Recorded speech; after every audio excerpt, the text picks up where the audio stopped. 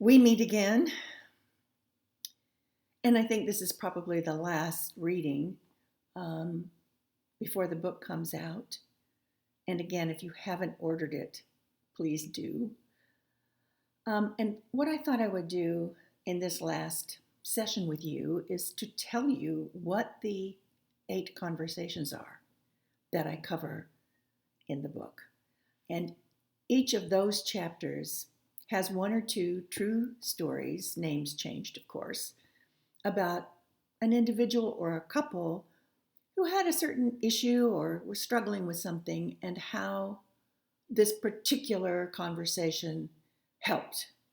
And each chapter not only tells the story and outlines how the conversation would go ideally, but really gives you words to use. I mean, you can use your own.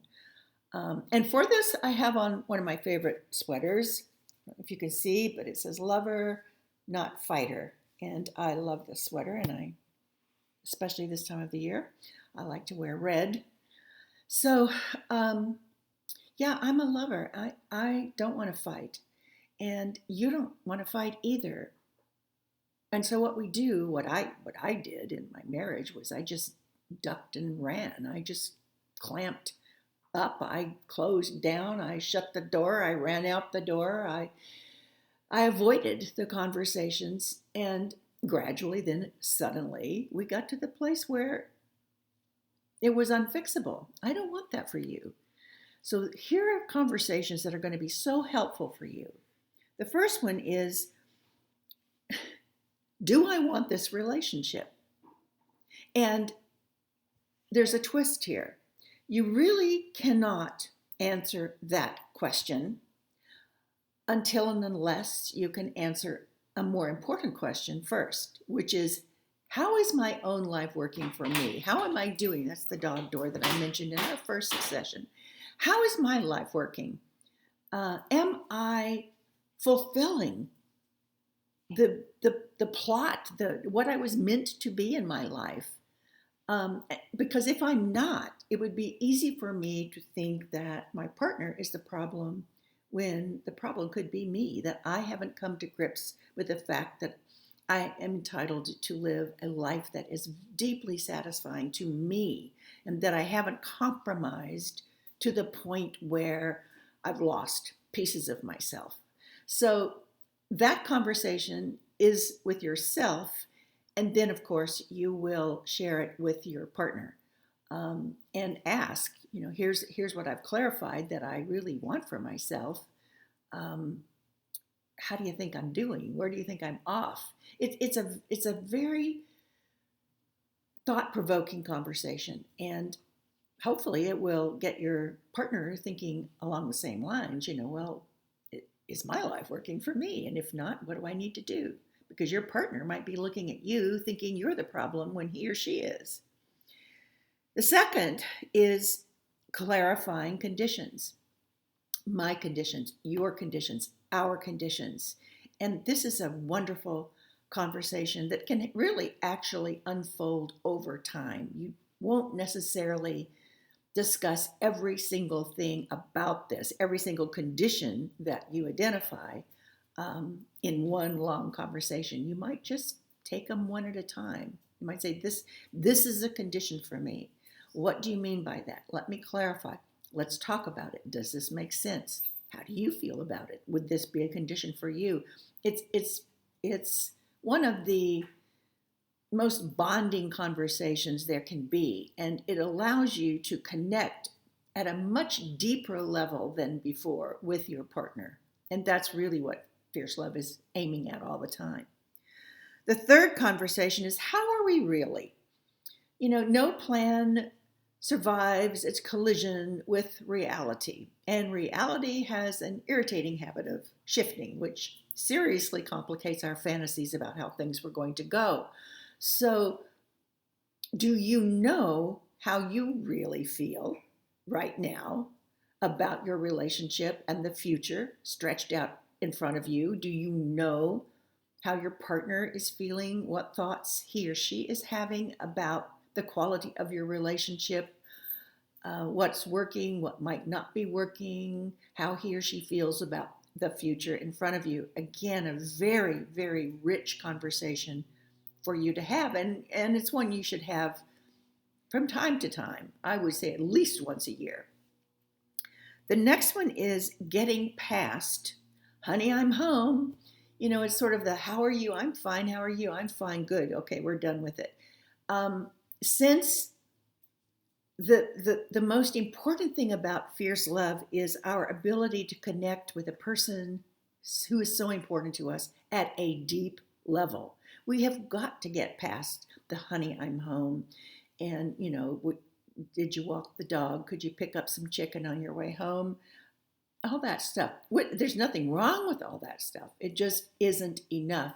So, what is the conversation that will help you and your partner get into deeper, beautiful blue waters and actually discover things about one another that you did not know? It's really easy for us to think that we know everything there is to know, but there can be some surprises, hopefully great surprises, and sometimes maybe some concerning surprises. But really, this is, how do you get past the typical just chit chat conversation? The next one is let me count the ways.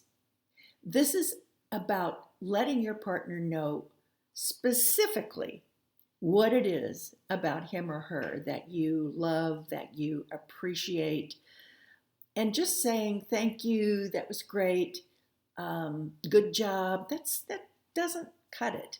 So I want you to learn how to let someone know what it is that you love about them in a way that it will land with them, and be meaningful to them. So the next one is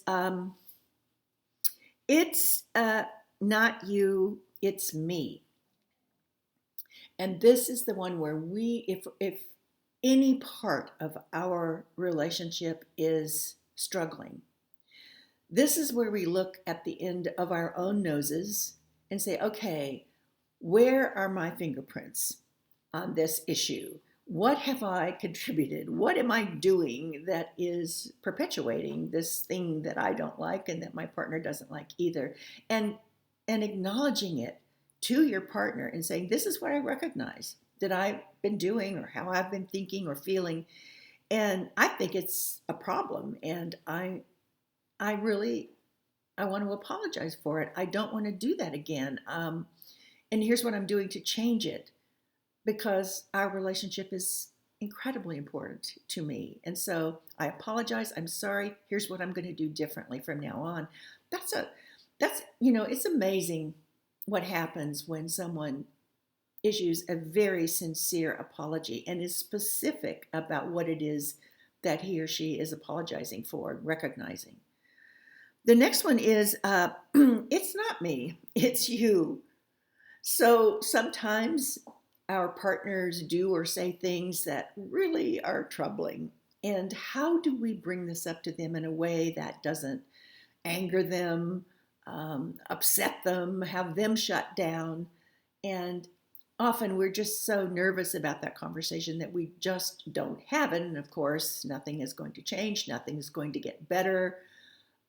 So how do you have that conversation, giving someone feedback in a way that actually enriches the relationship? And there are 8 magic words that you will learn that are going to serve you well in all of your relationships going forward.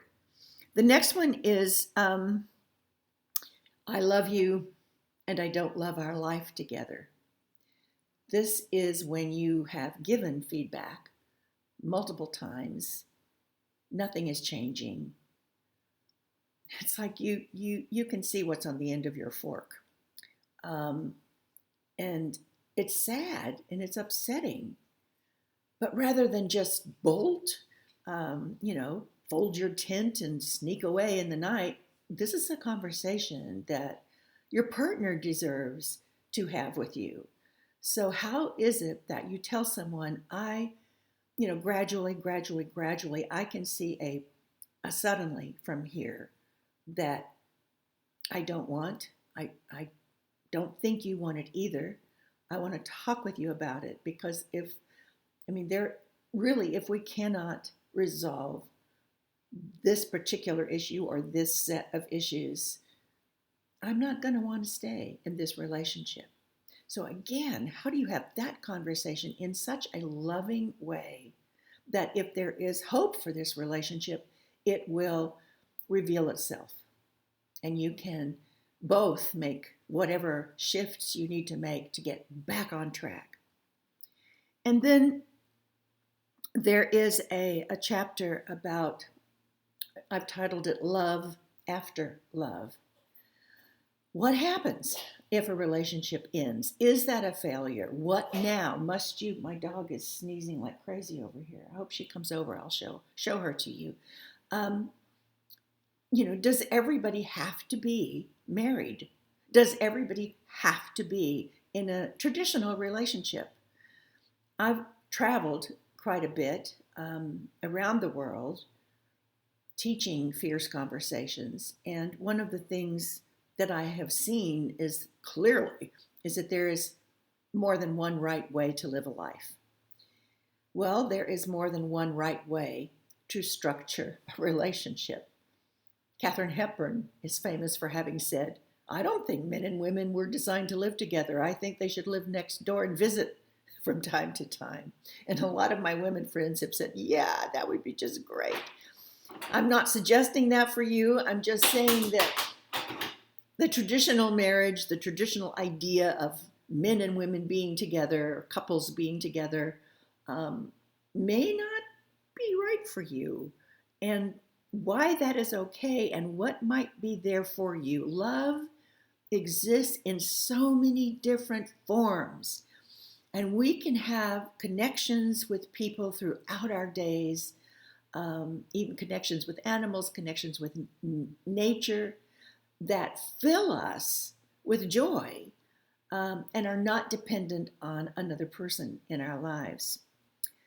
So that's fierce love, creating a love that lasts, one conversation at a time. I'm eager to hear from you. My email is in the book. I'm inviting you to tell me your story, what's going on. We are very likely going to have a podcast where we are interviewing people, maybe you, about your relationship and what, if anything, has worked for you and what isn't working for you. So that's really what I have to say about this book.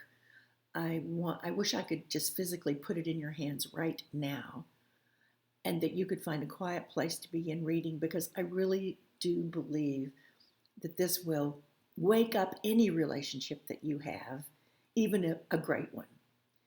And I hope that you will soon sit beside someone you care for and begin